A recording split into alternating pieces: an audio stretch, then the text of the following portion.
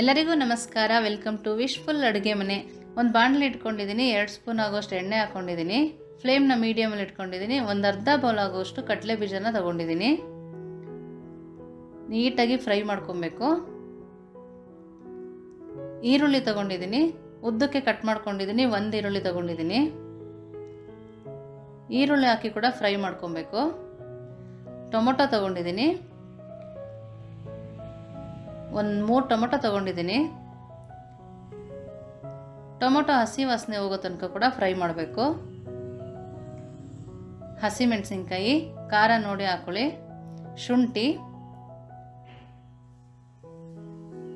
ನಾವಿಷ್ಟನ್ನು ಹಾಕಿ ನೀಟಾಗಿ ಫ್ರೈ ಮಾಡ್ಕೊಬೇಕು. ಬೆಳ್ಳುಳ್ಳಿ ಹಾಕ್ಕೊಳ್ತಾ ಇದ್ದೀನಿ.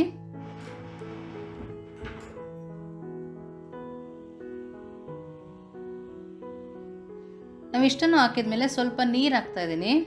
ನಾವು ನೀರು ಹಾಕಿ ಇದನ್ನೆಲ್ಲ ಚೆನ್ನಾಗಿ ಕುದಿಸ್ಕೊಬೇಕು, ಆವಾಗಲೇ ಟೇಸ್ಟ್ ಬರೋದು. ನಾವು ಫ್ರೈ ಮಾಡ್ಕೊಳ್ಳೋದ್ರ ಜೊತೆಗೆ ನೀರಲ್ಲೂ ಕುದಿಯುತ್ತೆ ನೋಡಿ. ಈ ಥರ ಕುದಿಸ್ಕೊಬೇಕು, ಚೆನ್ನಾಗಿ ತಿರುಗಿಸ್ತಾ ಕುದಿಸ್ಕೊಬೇಕು. ಸ್ವಲ್ಪ ಜೀರಿಗೆ ಹಾಕ್ಕೊಳ್ತಾ ಇದ್ದೀನಿ, ಹುಣಸೆಹಣ್ಣು ಹಾಕ್ಕೊಳ್ತಾ ಇದ್ದೀನಿ. ನಾವು ಟೊಮೊಟೊ ಹಾಕಿರೋದ್ರಿಂದ ಹುಣಸೆಹಣ್ಣು ಸ್ವಲ್ಪ ಹಾಕೋಬೇಕು. ಕೊತ್ತಂಬರಿ ಸೊಪ್ಪು ಹಾಕ್ಕೊಳ್ತಾ ಇದ್ದೀನಿ, ಕರಿಬೇವಿನ ಸೊಪ್ಪು ಕೂಡ ಹಾಕೋಬೋದು. ನೀರು ಹಿಂಗ ತನಕ ಕೂಡ ಫ್ರೈ ಮಾಡ್ಕೊಬೇಕು ನೋಡಿ. ಇಷ್ಟು ನೀರು ಕಮ್ಮಿ ಆಗಬೇಕು. ಸ್ಟವ್ ಆಫ್ ಮಾಡಿ ಪಕ್ಕಕ್ಕೆ ತಣ್ಣಗೆ ಹಾಕಿ ಎತ್ತಿಟ್ಕೊಂಡಿದ್ದೀನಿ.